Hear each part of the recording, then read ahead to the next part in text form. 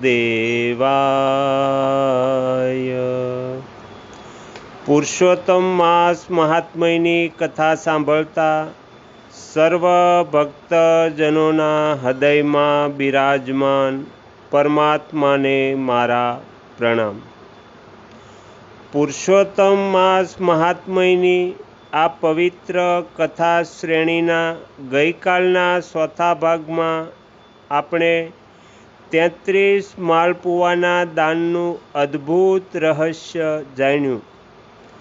આજના પાંચમા ભાગમાં આપણે એક એવી પૌરાણિક વાર્તા સાંભળીશું જે આપણને સમજાવે છે કે પુરુષોત્તમ માસની અવહેલના એટલે અનાદર કરવાથી કેટલું કષ્ટ ભોગવવું પડે છે અને જ્યારે પ્રભુ કૃપા કરે છે ત્યારે કાદવમાંથી પણ કેવું સુંદર કમળ ખીલી ઉઠે છે।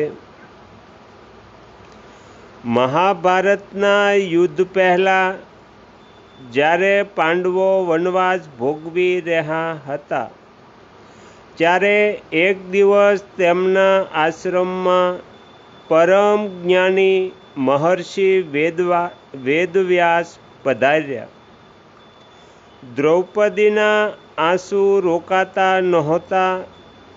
તેણે વ્યાસજીને પૂછ્યું, હે મુનિવર, અમે પાંચેય પાંડવો આટલા ધર્માત્મા છીએ છતાં અમારે આટલું કષ્ટ કેમ વેઠવું પડે છે? મારા આ વનવાસ અને દુઃખનું કારણ શું છે? મહર્ષિ વેદવ્યાસજી દ્રૌપદીના માથા પર હાથ મૂકી અને કહે છે, પુત્રી, આ બધું તારા પૂર્વજન્મના એક કર્મના કારણે છે। પૂર્વજન્મમાં તું એક મહાન ઋષિની પુત્રી હતી અને તારું નામ મેઘાવાણી હતું। વ્યાસજીના આગળ કથા સંભળાવતા કહે છે, પૂર્વજન્મમાં જ્યારે મેઘાવાણી યુવાન થઈ ત્યારે તેના પિતાનું અવસાન થઈ ગયું। તે વનમાં એકલી પડી ગઈ અને યોગ્ય વર મેળવવા માટે તપ કરવા લાગી। એ જ સમયે વનમાંથી દુર્વાસા ઋષિ પસાર થયા। મેઘવાણીએ તેમની સેવા કરી। દુર્વાસા ઋષિએ તેના પર પ્રસન્ન થઈને કહ્યું કે, પુત્રી, થોડા જ દિવસોમાં પવિત્ર પુરુષોત્તમ માસ આવી રહ્યો છે।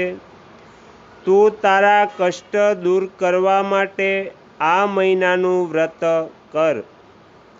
પરંતુ મેઘાવાણી અજ્ઞાનતાના કારણે કહે, મહારાજ, આ વચગાળાના કે મલિન મહિનાનું વ્રત કરવાથી શું વળશે? હું તો ભગવાન શિવની કઠોર તપસ્યા કરીશ। પુરુષોત્તમ માસ પ્રત્યેનો આ અનાદરના વચનો સાંભળી દુર્વાસા ઋષિ ક્રોધિત થયા, પણ કન્યા અનાથ હોવાથી તેમણે તેને શાપ ન આપ્યો અને ત્યાંથી ચાલ્યા ગયા। મેઘાવાણીએ ભગવાન શિવનું આકરું તપ શરૂ કર્યું। શિવજી પ્રસન્ન થઈને પ્રગટ થયા અને કહ્યું, પુત્રી, વરદાન માંગ।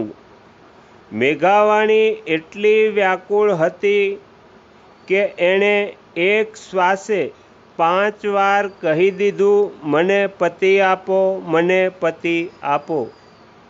શિવજીએ કહ્યું, તે 5 વાર પતિ માંગ્યો છે એટલે તને આગલા જન્મમાં 5 પતિ મળશે। મેઘાવાણી રડવા લાગી કે આ કેવું વરદાન? ત્યારે શિવજીએ તેને સમજાવ્યું।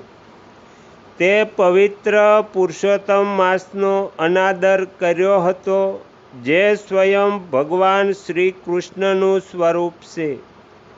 જેવી રીતે કાદવમાં કમળ ઉગે છે તેવી જ રીતે આગલા જન્મમાં તારો જન્મ યજ્ઞના કુંડમાંથી એક દિવ્ય કમળની જેમ દ્રૌપદી તરીકે થશે.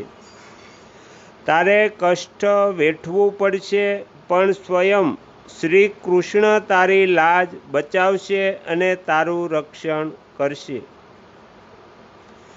તો શ્રોતા મિત્રો, મહર્ષિ વેદવ્યાસે દ્રૌપદીને કહ્યું કે તારો આ જન્મ એ પુરુષોત્તમ માસના પ્રભાવથી એક દિવ્ય કમળ જેવો જ પવિત્ર છે, માટે જ આ મહિનાનો ક્યારેય અનાદર ન કરવો જોઈએ.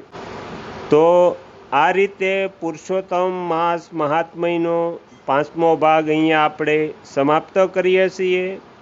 આવતીકાલના 6થા ભાગમાં આપણે પુરુષોત્તમ માસ દરમિયાન કરવા જેવી સૌથી પવિત્ર વિધિ અખંડ દીપદાન અને તેના નિયમો વિશે જાણીશું.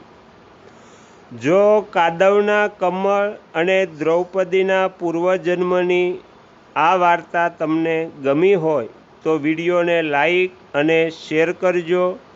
રોજ આવી પાવન કથાઓ સાંભળવા માટે અમારી ચેનલ ખીમજી કાચરિયાને સબસ્ક્રાઈબ કરવાનું ભૂલશો નહીં. જય શ્રી કૃષ્ણ. શ્રી સદગુરુ દેવની જય. આગળના વિડીયો જોવા માટે આ ચેનલને સબસ્ક્રાઈબ કરો અને જો આ વિડીયો પસંદ આવ્યો હોય તો લાઈક કરો.